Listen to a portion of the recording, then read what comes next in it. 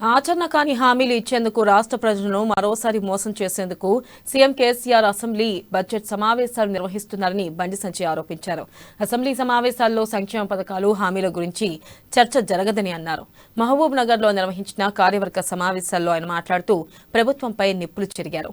కొత్త సంక్షేమ పథకాల పేర్లు చెప్పి లక్షల కోట్ల బడ్జెట్ ప్రవేశపెడుతున్నారని ఆరోపించారు.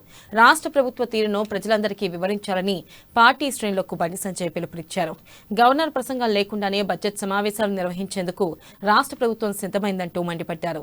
గవర్నర్ వ్యవస్థను కించపరిచే ప్రయత్నం చేస్తున్నారని ఆరోపించారు. రాష్ట్రంలో జిల్లా కలెక్టర్లు, పోలీసు అధికారులు స్వేచ్ఛగా పనిచేసే పరిస్థితి కూడా లేదని, చివరకు కోర్టు ఆదేశాలను కూడా కేసీఆర్ పట్టించుకోవడం లేదని అన్నారు.